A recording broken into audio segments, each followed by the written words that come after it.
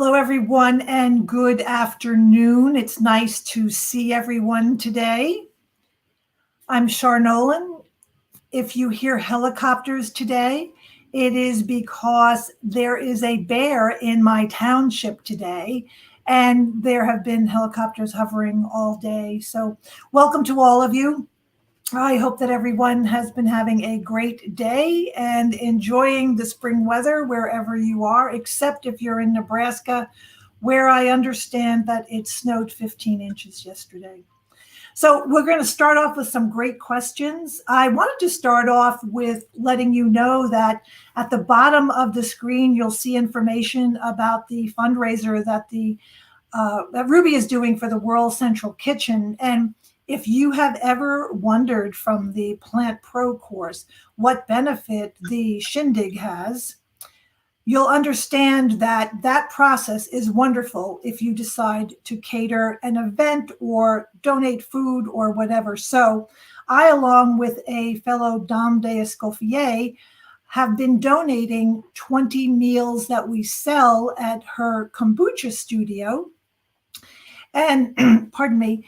And today, a person who bought one of my lunches sent me a photo of the beautiful looking lunch. It was beautiful to me. But I made pulled mushrooms that looked like pulled pork, and I served them on organic jasmine rice. And I made a Texas caviar and a corn muffin. All of it was whole food, plant-based, no oil, no salt, oil, or sugar. I don't tell people that because I want them to keep coming back and supporting our fundraiser. So here we go. I hope everyone is doing well. I did want to say that this is a new book that I just got. It's called The Vegan Heart Doctor's Guide by Dr. Heather Shankman, and her information is very good. It's very easy to read, but she's got some great recipes in it. And that's where I have been using the Texas caviar recipe, which has no oil, salt, or sugar in it. And it is really, really delicious. So let's start off with the first question. We have a lot of questions today, so I'm hoping to get to all of them. And I, of course, have some little props and things here as well. So the first question is from Heather F. Good afternoon, Heather. I hope you're well. Heather is working with gluten-free flours to make pasta dough. And the first time she used Bob's Red Mill, and it turned out too dry and crumbly. And then she attempted a second time using Arrowhead Mills gluten-free, and it was too sticky. So I would love to know where you live and what your altitude is like, because sometimes that can affect gluten-free dough making. However, I think of the two that you have listed, I would totally prefer the one that's a little bit sticky. And I would suggest to, rather than work on granite or countertop, I would work on wood. I would flour it well. I would knead it well. And I think that that might be the ticket to getting the dough that you're looking for. Sometimes when you work on granite, it can be colder than if you're working on wood. So that would be my thought. And believe it or not, that's a question that comes up a lot. So what's your altitude and what are you kneading the dough on? Two very important questions.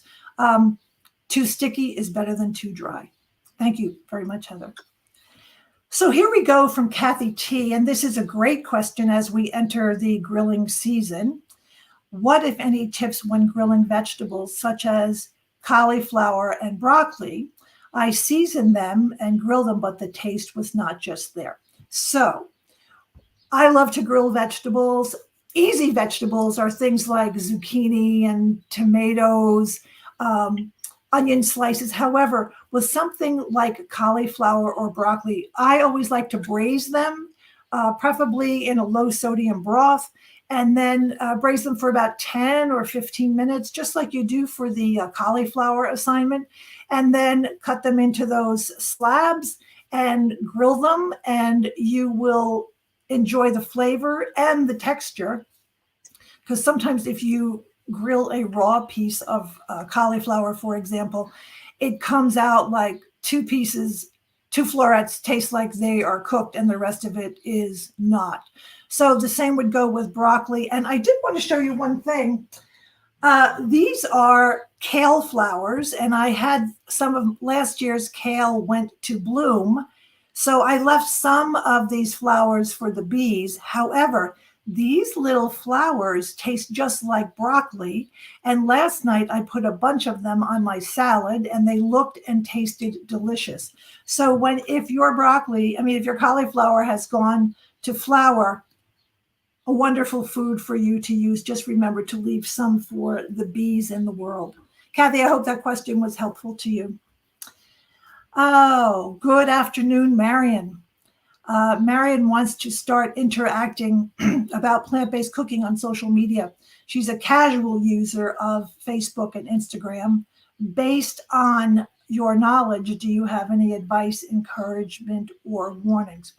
Well, that could be a whole topic for a full live event. I have a couple of quick suggestions for you. The first one would be, don't come up with a catchy name, but rather identify yourself as Chef Marion or Marion _ and your last name. Reach out to about 10 or 20 friends who are on social media and ask them to follow you, and then have their friends follow you as well. The most important thing in social media, I think, is having really good photos and having an understanding of hashtags and which hashtags you want to use. And if you ask me which I like best of Twitter, Facebook, or Instagram, Instagram is probably the most popular, especially if you're a chef and you want to show off your food and you want to tag other people who share the same interests as you do. I will also say that you get a big bang for your social media buck by using stories and by using reels. So I think to start off slowly, develop some copy, and also to keep in mind that the verbiage that you use if you're writing a paper or an article or whatever is very different from the lingo that you would use in social media. You have to speak in pretty short terms, have some gaps for paragraphs, use some catchy graphics, and also follow people who are like-minded like you. They will more than likely follow you back, and that's how you develop a following on social media. But your food photos will speak for themselves. I hope that is helpful to you, and tag me when you start following. Good question. Oh, this is a question from Michelle T. And I read your question and I sort of chortled a little bit. Michelle's husband bought a sous vide, which is a method of vacuum cooking. And then they went to a fully plant-based diet a few months later. And Michelle wanted to know if there's anything that I can recommend to use it for. Well, one part of me is like, Michelle, I think you can get rid of it, or that you can share it with a friend or whatever. I jest. However, yes, you can cook vegetables beautifully in the sous vide. And one of the things that you can do to conserve the plastic bags is to make sure that the bags are closed well. But you can marinate the vegetables, put them in, and cook them. I have to say, however, if you refer back to the wonderful Ruby exercise of learning how to cook broccoli, the 3 different ways, to me, that is the most successful method that I have ever tried. But have some fun with the sous vide and let us know how you make out creating delicious vegetable dishes. It sounds like a go to me. I was half kidding you, but very good question. So, Hey Marina is back. Before we go to Marina, let's take a mini commercial break. And I just wanted to show you a couple of things. When I make salad dressings, I like them to be a little frothy and a little emulsified looking without having any oil. And if you don't have any fancy blenders or whatever, this little frother that I paid $3 for at IKEA does the most wonderful job when you have your ingredients in a jar much like this. Stick it in and it develops a beautiful froth. It changes the color of your salad dressing a little bit, and I think helps to move the flavors around. The other thing, if you if I have ever graded your condiments assignment, I always tell you that mustard is my favorite condiment. And I like to collect mustards from all over the globe. However, most mustard comes in plastic squeezable bottles at the grocery store. So, in my own effort to become a better steward of the environment, I buy a pound jar of Grey Poupon, and it goes very quickly in my house, but I have a great jar when I'm done. And back in the day, it used to be that these bottles were imprinted, you know, in glass or etched or whatever, and now you just peel off the label, and they're great for storage. And if you want to have your mustard in a squeezable bottle, you can either pick one up from the dollar store or use an old bottle from a different bottle of your mustard. But that's just my little commercial. And the thing I love best about it is that it comes in a glass jar. And we all need to really take a look at the plastic that we use and consider being better environmental stewards. So, okay, Marina.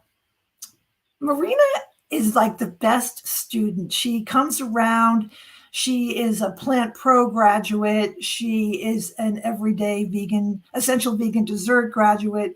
She is in Plants Plus, and it's always a joy to look and review her work. So she is not, I am going to teach plant-based cooking at her yoga studio. She is not the owner.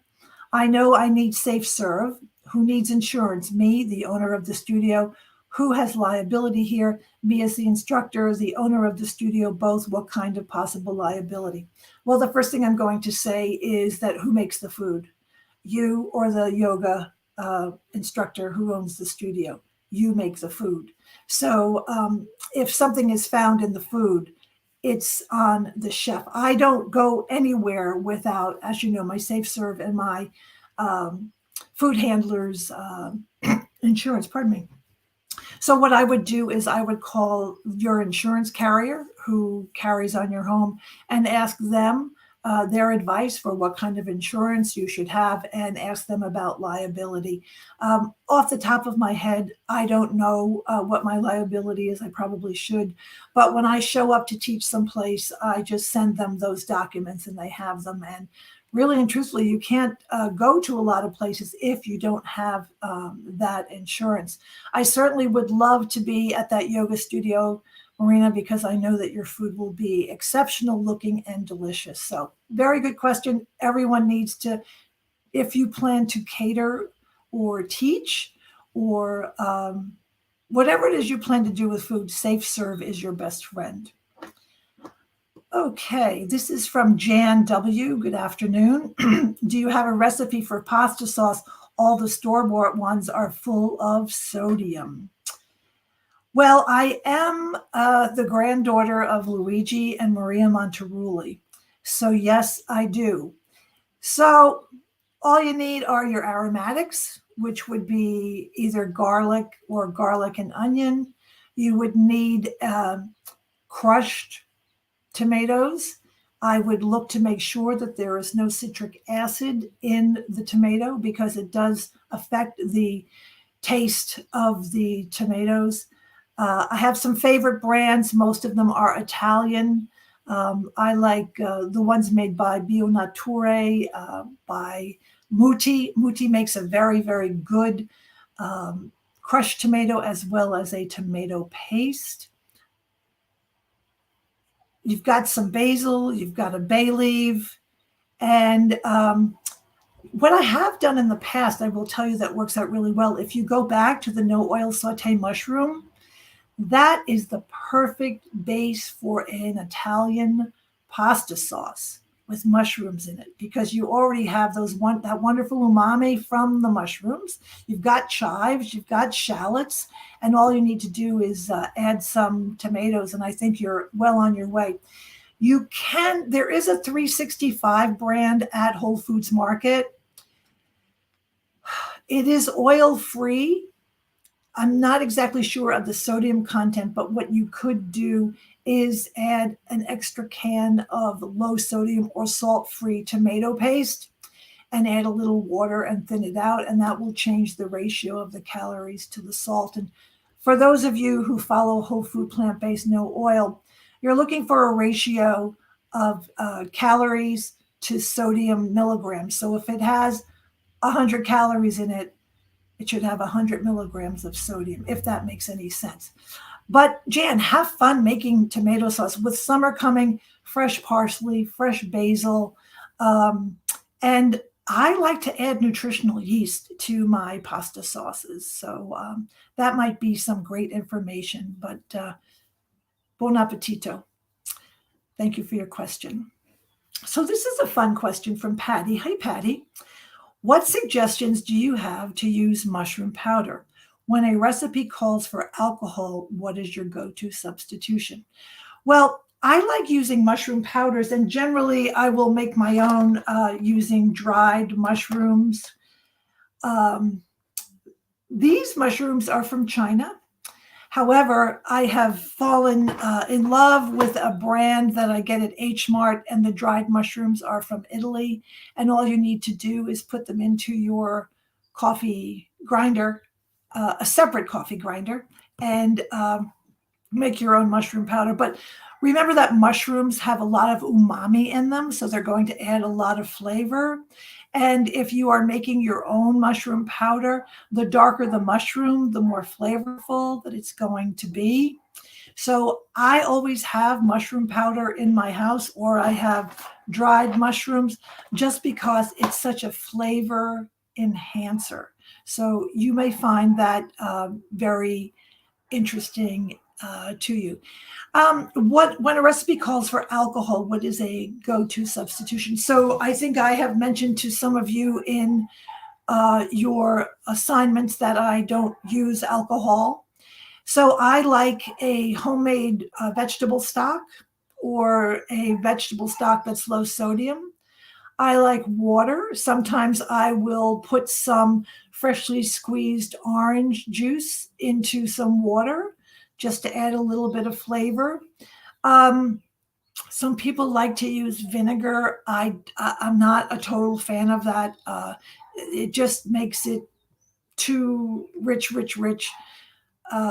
Doesn't smell right. So I'd stick with the vegetable stock. That is my always go-to. And now that you know how to make vegetable stock, you're going to have a beautifully rich and colorful stock to add to your recipe. So I hope that helps you, and happy cooking to you. All right. Oh, Heather is back with another question. I love these questions, by the way. Heather has been researching Vitamix. Which model would you recommend for personal chef use for dinner parties of 25 or less? I was looking at the 5200 or 53 model.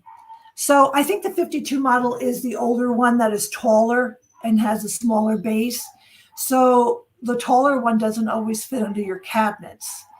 So the shorter one, the 5300, has a wider base. So if you're cooking with a small amount of ingredients, it doesn't necessarily capture everything while it's, beating, grinding, or whatever. So I think that the 5200 is perfect. I also like to remind people that Vitamix has a wonderful program of refurbishing their Vitamix. And they give you, instead of a 7-year guarantee, they give you a 5-year guarantee. So the price is anywhere between 50 and 60% off. I love Vitamix, and I think I may have shared on a previous call that one night around 10 o'clock, I was working with my Vitamix, and accidentally, I don't know how, but a spoon fell into the Vitamix, and my Vitamix stopped in the middle. And there was that 800 number on the back, and I called it as rapidly as I could. And a woman named Jane, I will never forget her name, she was like, okay, now here's what I think happened. And I said to her, where am I calling? And she said, oh, you're calling the Vitamix company here in Cleveland, Ohio. I am above the floor where they make the Vitamixes. So I am sold on Vitamix. They're still made in the USA and they will last forever. And for anybody who asks, but why is the container not glass?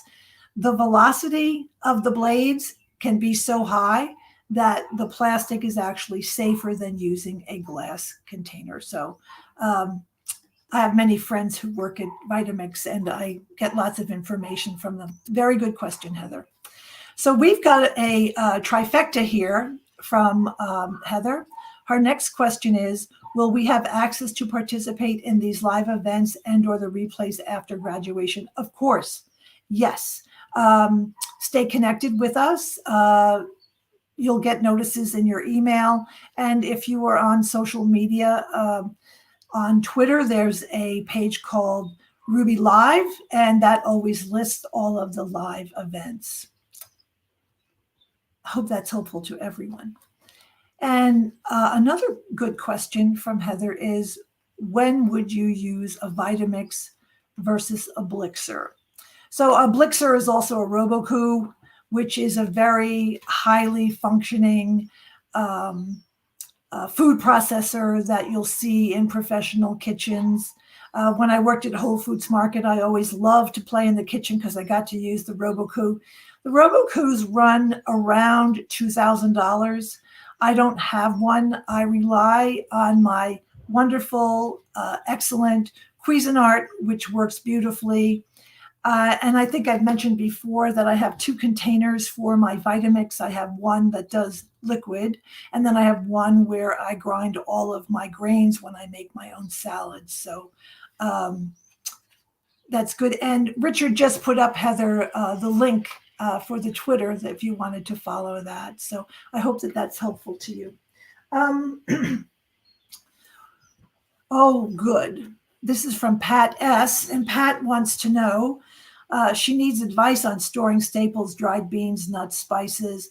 More specifically, are the containers marketed as airtight a better alternative than, say, large glass mason jars with screw-on lids? So I'm going to step back for a second and say that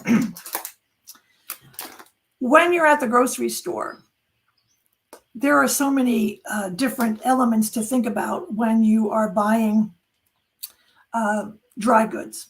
So I'm the kind of shopper who will say to the person working in the bulk area, hey, when was the last time these containers were cleaned out? Because sometimes they don't look so clean. And people don't, when I go to Whole Foods these days, they don't know that I worked there for, 1,000 years. So I think that the cleanliness of the bulk bins is a very important factor to think about. That's why sometimes I like to buy bags that are packaged, and I always check the expiration date. These expire on December 30th, 2023. So when I get these home, I just throw them in the freezer because there are no holes or anything in the bag, and it'll lay flat and easy. And when it's time to use, then I might store it in a ball jar. I happen to like them. They work very well. They come in all different sizes. I have some lentils here. And the lentils actually have an interesting story that I also want to share with you because it's another important thing to think about when you are buying in bulk. So Eric had developed a recipe and he was looking for some recipe testers, and I raised my hand, and I went to a local, it was an Indian dish. I went to a local ethnic store to get some beans, and the gentleman who was working there had opened a 25-pound bag of red lentils, and he meticulously weighed them, and there was a whole wall filled with plastic bags with little twisty ties. And I said, I'll have a pound of those, and he handed me the bag, and I gave him my money, and off I went. And when I got to my kitchen and I opened the bag, there were little worms in the beans, in the lentils. So That's why I love bulk, and I only get my bulk at certain places, or I will rely to these. I like to keep as much as I can in the freezer. That seems to work very well. Usually, airtight containers are plastic, so I think that these work very, very well. Since we've been using these, I haven't had any problems. The other thing I wanted to say, once you open this package of beans, you should examine them to make sure that there aren't any stones or that there aren't any kinds of creatures. But once they come out of your freezer, um, they're pretty well done. Now, the interesting thing is because of the supply chain issue, some places have had a very difficult time getting glass can jars. So if you find some and they are the right size, I would definitely get them. So, Pat, that was a great question. And next week, I don't 4 times a year, every quarter, I donate a meal for an auction event. And part of the lure to somebody choosing my product as the silent auction is I add that I will be packaging the dinners in glass containers with airtight lids that are bamboo because I want to send that eco message out to people who are eating food that is organic, that's prepared from scratch, et cetera, et cetera. And airtight is a good way to go. Cuisinart also has beautiful glass bowls. They're round, they're square, they come in all different shapes that have nicely fitting bamboo tops. So that's something else for you to think about. Great question. So we're here with Terry Lynn. Hey, Terry Lynn, it's good to see you again, too. Oh, she's working on her first cookbook. Do you have any recommendations for a system of tracking recipe creation? My habit has been to throw stuff I like together, which makes it harder to go back and recreate. Well, I have never written a cookbook. I did attend a 2-day seminar with Sally Eckes, who is I will call her a book handler. She's in Massachusetts. She offers coaching if you're interested in writing a book. All of my recipes are handwritten in a shoebox or a notebook. So my friend Jane Esselstyn has written 2 cookbooks, and good organization and tracking is the key. Aside from finding recipe testers who will test your food and comment on the end product, the other thing to think about if you're writing a cookbook and thinking about having recipe testers who will pay for the food that they use, will you be paying them to test the food, et cetera, et cetera. So that's one of the things I hear from all of my friends who have written cookbooks is finding recipe testers who know how to cook. That's the other exciting and important part of it. So I'll be the first to buy your book. I'll be the first to pre-order on Amazon or at your local bookstore. I'll look forward to hearing more from you, Terry Lynn. Thank you so much. Okay, this is from Beverly K. Would you please discuss cooking some of the whole grain rices that might actually be seeds? I recently purchased Savannah red rice. 1 cup of rice and 6 cups of water was excessive water.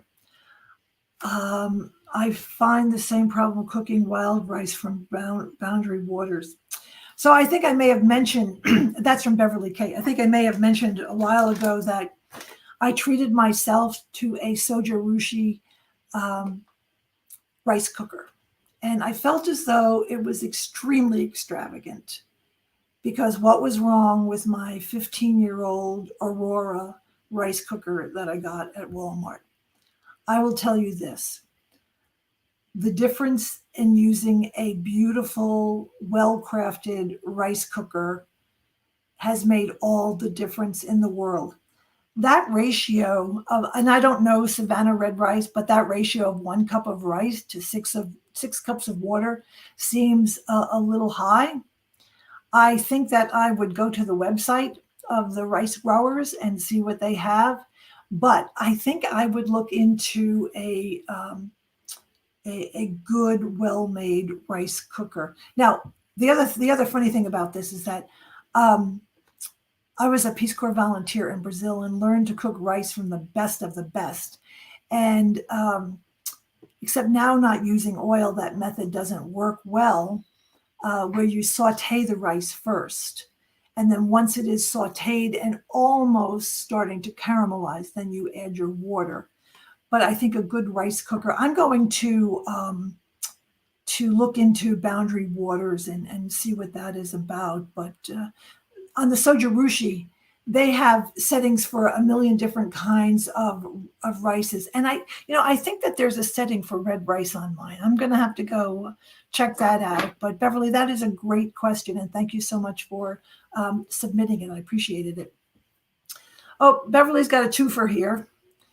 Why is so much extra water used to cook some of the older so-called rices? It seems odd to have to drain so much at the end. I have never had in my life as a rice cooker, I have never had leftover water. So I don't know what you mean by older rices. But that is a very good question. And don't know what your pan was like. Don't know what the flame was at.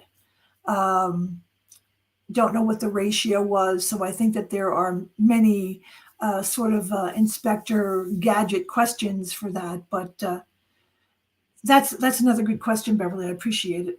Thank you so much. I wanted to talk about one thing before I go on to Laura's question, which I love Laura's questions. So people sometimes say to me, oh, do you have like a go-to snack? So this isn't a commercial because I end up showing you something different. But Dr. McDougall, who does not own the company is Right Foods. His picture is on the label. He has these microwavable soups. They're rather good. However, when you open that little spice packet, only put 1/2 of it in because they're a little high in sodium. This one has 540 milligrams of sodium and 250 calories. So breaking that sodium down to half the ratio is good. But what I love about it is that I put holes in the bottom and I have been growing my vegetables in them for the garden without having to use plastic. And also it makes me feel like I am the star steward of the day because I'm reusing something. So the other thing is I don't use any herbicides or pesticides on my little garden. And I grow mostly kale, tomatoes, peppers, cucumbers, and maybe a squash of some kind. But this is Tiger Balm. I don't know if anyone uses it. You're probably all too young to use Tiger Balm for aches and pains, but it has eucalyptus in it. And I take a little fingerful and I rub it along the edges of my little above the ground garden, and it keeps the squirrels away. And my goal in life is to keep the squirrels away. So it's not harmful to anything, but I've been doing it for years. It's something I thought of in my own head. My vegetables grow beautifully, as you can see, but just a little gardening tip and a little recycling tip for you. And also those soups are really good. The price point isn't bad either. So here we go. This is from Laura. Hello, Chef Char. Recently, you made mention of a rice cooker you are happy with. And as of yesterday, I'm in the market for one. I would gratefully appreciate your recommendation. It's ZOJARUSHI.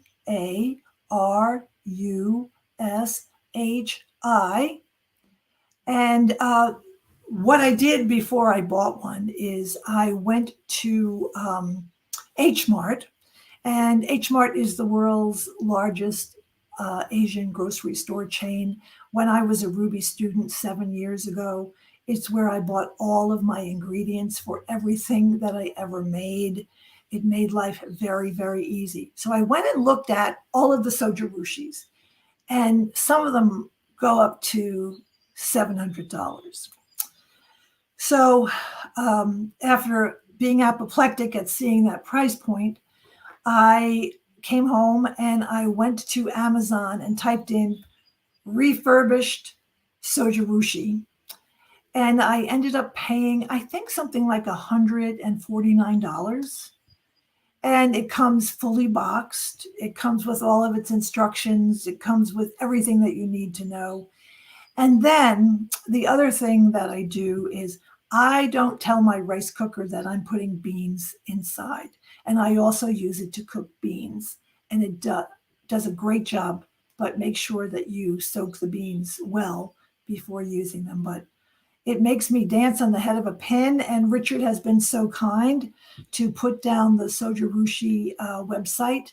And you'll have to email me and tell me, because once you eat your first Sojirushi, it comes out absolutely deliciously.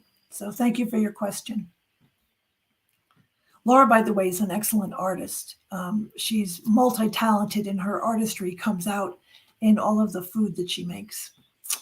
So this is from Char. Cooking for one on a whole food plant-based diet is easy, but figuring out how to store fresh produce is challenging. True. How long can fresh veggies be stored without losing nutrient value? And what types of storage containers or methods do you recommend to maximize freshness? So the deal with the green veggies is that as soon as you get home, you have got to take them out of whatever they're in. And I'll use kale as an example.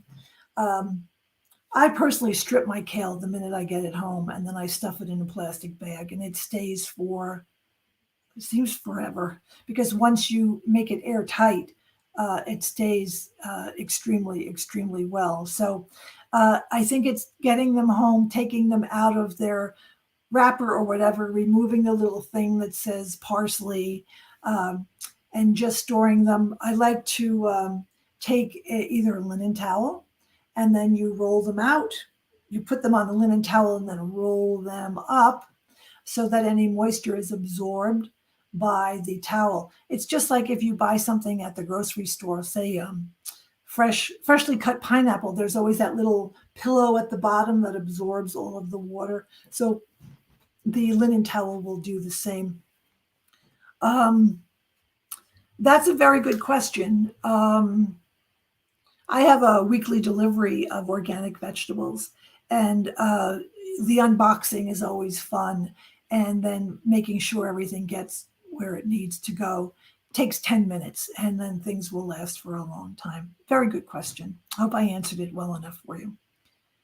Jennifer S., opinion on using air fryer for roasting veggies and other baking options. I live in Arizona, and it's too hot to run the oven in the summer. Well, I love an air fryer, and I just gave to a friend my combo Cuisinart gigantic multi-purpose air fryer because it roasted, it toasted, it did everything. But it was too big for my kitchen. We recently had our kitchen remodeled, and there wasn't enough space between the top where the vents were, and I traded it in. Actually, I gave it to my friend, but I traded it in for a $58 Black & Decker. I think it's called Crisp and Bake or something like that. And I use my air fryer every single day. And if you go to my Instagram today, Char_Nolan, I had oven fried potatoes for breakfast, and I used no oil, and they came out beautiful and crunchy. So I love an air fryer. Here's what you need to think about. How many people is it for? Do you have the counter space? Do you want one that is coated in Teflon? Do you want one that's easy to clean? So the new Black & Decker that I have is all metal. There's no plastic anywhere. And that just kind of makes me feel a little bit more comfortable. But yay, go Jennifer, get that air fryer. Sorry, that's my dog. There must be a leaf blowing by the front of the house. Char, I just found out Vitamix now makes a stainless steel pitcher. Costco is carrying it for less than you can get it online. I just got mine, and I'm totally in love. Oh, that's excellent to know. I have seen them. That's a good thing to know. So Terilyn, who's busy writing her book, got it at Costco, and it was cheaper than it was online. So if you are opposed to using plastic, or sometimes having two big containers for your Vitamix is very, very helpful. Very good. Oh, one last thing. I showed you Dr. Shankman's book, and the other book I wanted to show you is Body on Fire by Dr. Monica Agarwal. This is a follow-up or a companion to her first book, which was called Body on Fire, which was a book about how she cured herself from rheumatoid arthritis. And it's a great book. And if you're going to follow anyone on social media, Dr. Agarwal is the real deal. And the book is great. She has some wonderful recipes. Her recipe for vegan Caesar dressing is one of the best that I've ever had. So Monica Agarwal, and that is her book. And it just came out, I think, in February, but it's another good book. So this is from Mary M., and she wants to know how to store all the different flours that you don't use frequently. If you have freezer space, I love keeping flour in a freezer bag, double freezer bag. You would put the zipper at one end and then put it in so that you have zipper ends on both sides so that if one does open, it's not going to break out or anything like that. Label them, of course. And, thank you very much, Richard, for putting Monica's book up. The book is co-written by her best friend, who's also a plant-based physician, Dr. Jyoti Rao, and the two of them together are quite a dynamic team. Thank you for that. Label them. If you use flour a lot, jars are good. But if you don't use flours a lot, or you have like multiple flours, freezer is best. Maybe Patrick and Richard and I can figure this out, but there's a great recipe online for making sweet potato tortillas. And the ingredients are tortillas and flour. So you can use a gluten-free flour. And it makes the most beautiful dough I've ever worked with in my life. And you don't even need a tortilla press. And I think moving towards, healthier items, more whole items is a good way to go. Richard, maybe you can find the website for sweet potato tortillas, 2-ingredient sweet potato tortillas. One of my favorites. These questions today are so great. I'm enjoying every single one of them. This is from Eva C. She's considering becoming a professional personal chef. I would like to turn this passion into profit. Do you have any thoughts or suggestions? Well, I think that's what a lot of us here at Ruby have done. We had a passion for cooking beautiful and nutrient-dense food, and then woke up one day and thought, well, wow, I can make this a business. So, I did a workshop, pre-COVID, I did a workshop for entrepreneurs, and realizing first that you are creating a business and it is no longer a hobby. And that changes your entire mindset, because when something is your hobby, you're going to give away. I remember saying to a woman, she made pound cakes, and she was selling them for a ridiculously low price. And when we did a cost out, it was like, well, this is what you really need to be charging, and you can't give them away anymore as the neighborhood pound cake lady, because this is your business. I also just wanted to say, because I might be a little old school, but whenever I do anything for anyone, I send them a thank you note, and I had these made on Vistaprint. This was a salad that I made using butternut squash. I did an event with an organization called Phil Abundance. And then on the back side, I just write a really quick thank you note. It doesn't cost too much to send because it's a postcard. My name is on it. They're not going to forget who you are. So how to start out? Identify a target audience for yourself. Invite some friends over to your house, serve them a sample dinner of what it is that you make. Sort of decide what your theme of your cooking is going to be. And I'll tell you a very quick story to answer your question. As I mentioned earlier, I have been donating 20 meals that we sell for $20, and then $400 gets donated to the World Central Kitchen. I do it once a month. And I was standing online. You can tell I'm from New York because New Yorkers say online, not in line. I was standing online because you were standing on the line. And this gentleman said to me, oh, he said, my wife and I were so happy to see your post on social media because you mentioned with the hashtag that it was whole food, plant-based, no oil, SOS free, he said. And I follow the Dr. Esselstyn plan. And so I was happy to find you out. And then the next thing he said to me was, do you have a card? And I, of course, said, yes, I do. I would love to work with you. So I say start out small, identify your passion, identify your purpose. And the best boss I ever had in my life was teacher Norma Vogel, who was the principal of a Quaker school that I worked at. And she said, Teacher Char, always do what you love and do what you know. So I'll pass Teacher Norma's advice on to you as well. Very good question.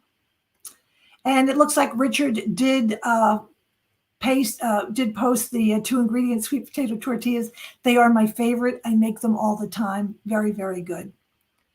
Oh, and look who's here. Chef Fran is here. She teaches me everything I know about anything in the baking world. Listen to Chef Char, keep your whole grain flours in the freezer to guard off against rancidity. And also, Fran, we were talking about how when I get home, if I buy a packaged can of beans or whatever, I put those right on the freezer until I need to use them and then store them. So nice to see you here, Fran. Fran, I have some tomato plants for you. My starters are beautiful, so I'll bring them over soon so she can grow them on her porch. This is from Randy C. Good afternoon, Randy. I bought beautiful basil in 2 plastic containers on Sunday. I used 1 pack in a vegetable lasagna. Sounds delicious. That night and had asked Trader Joe's how to keep the other basil. They said put it in water on the counter. By Monday, it was wilted. Any suggestions? Sure. You're going to treat that basil just like it was a bouquet of roses from your favorite florist. You're going to cut the edges off. You're going to use your favorite little scissors, cut off about 1 inch, and make sure that the water is very cold, and they will perk right up, and you'll have basil for several days. I also do this with parsley and cilantro.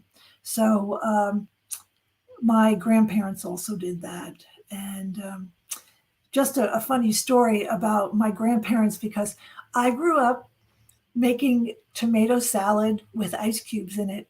So it would be tomatoes and onions, and they would add, of course, olive oil and vinegar, red wine vinegar, and then a bunch of ice cubes. And one day, about 20 years ago, a friend of mine said to me, why do you put ice cubes in your salad? And I said, well, because that's how my grandparents did it.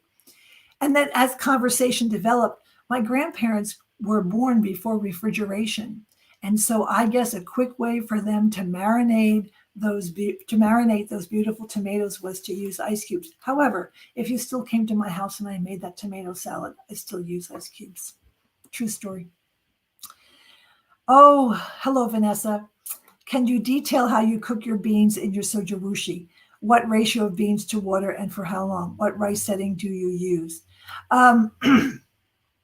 So, the sojarushi comes with a little plastic cup. It doesn't come with an 8-ounce cup. It comes with a little cup.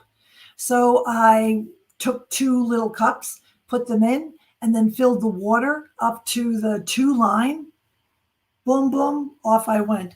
Sometimes I like to throw in a bay leaf. The only thing that I had to do was it does steam a little. So towards the end, I took a linen cloth and had to just, wipe the top of it. But the beans came out. Oh, they were delicious. The best beans I ever ate in my life. So,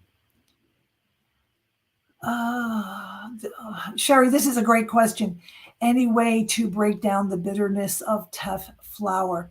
I would love to know what you're making. Teff is the tiniest grain in the world. I don't use it often enough when I find that garlic is the cure to all things that are bitter. So you might want to try that out. I would suggest to use garlic granules, and they would work very, very well. Hope that works for you. Oh, back to Randy. I am also thinking of becoming a health coach and seeing there are so many courses like eCornell, IIN, PCRM. Well, that's a great question. And there are many different factors. I would get research or query all of those organizations. eCornell is 3 segments. It's done relatively easy. The information is fabulous. I have many friends who have gone to IIN, which is a 9 or 12-month program, which essentially covers every single diet that there is. And then the PCRM class is also very good, and I know a lot of chefs who use that. If you are going to be a Plant Pro graduate, that's a great foundation. And then to enhance what you have learned here, I personally, as I mentioned, went to eCornell and I loved every minute of it. But also it depends what you do and how you like to learn. I know before COVID, PCRM had a 1-week residency where you had to actually go there and participate in things. So before I get to Jennifer's question, I did want to mention that a student whose name is Vicky Brock, I believe she's a Forks Over Knives graduate. She has just published her first cookbook. She sent me the galleys to it so I could look at some of the recipes. And all of the recipes are whole food, plant-based, no oil, SOS free. She's affiliated with the Detroit-based plant-based nutrition support group, but this book is her own endeavor. So congratulations to her as a Forks Over Knives grad. This is from Jennifer. Can you please share the title of the vegan book from the beginning of the session? Let's see. Yes, here it is. I'll hold it up for you. It's called The Vegan Heart Doctor's Guide. It is published by, I believe she's self-published. It doesn't have any pictures in it, but the information is solid as a rock. And I like her recipes a lot. Easy to do, easy to make. And this is from Patty S. Back to the basil. Basil will also easily root in a glass of water.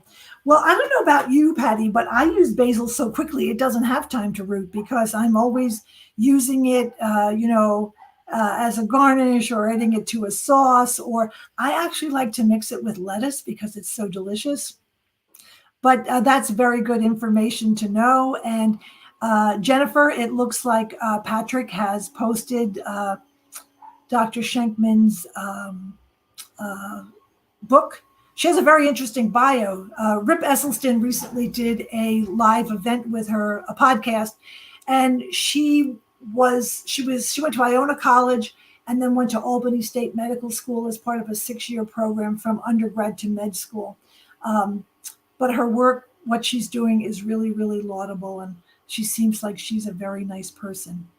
Anyway, let me just see if there's anything else here in my little show and tell. I have some notes here. This is for the sous vide question. If you go to a website called izzycooking.com, IZZY cooking.com, she has a very good tutorial on how to cook vegetables using sous vide. And remember that if you're going to cook for mushrooms and you're looking for a bang for your buck or a powerful taste, the darker the mushroom, the better the flavor. So rather than getting the white button, go look at the crimini, sometimes called baby bella or sometimes called brown button, but they'll give you a nice flavor. Also the shiitake as well as portobello. And I have lots of notes, but I think that I took care of everything. It is always my extreme pleasure to be here with all of you. For those of you who are current students in any of the programs that we offer, it's fun reviewing everybody's hard work. And, excuse me, Randall, Randall McNamara, one of the instructors here, sent me a little congratulations, happy 2 years working at Ruby. And ironically, today is the 7th anniversary of the day that I clicked that finish and got my big burst of confetti and my Ruby diploma. So this foundation from Ruby is what you want it to be. And I have heard from many other students, and I've been on some former students' podcasts who have taken their knowledge into many different arenas. And I'll close with one who is a woman in Florida whose husband is an administrator of hospitals. And her plan is to work with the dietary departments, because if you go back to your hospital menu assignment, one of the goals is, I think, is that there's a market for us in hospitals to teach chefs how to cook whole food plant-based. So on that note, I'm going to sign off from the city of brotherly love and sisterly affection. And until the next time, I hope you all have a happy day.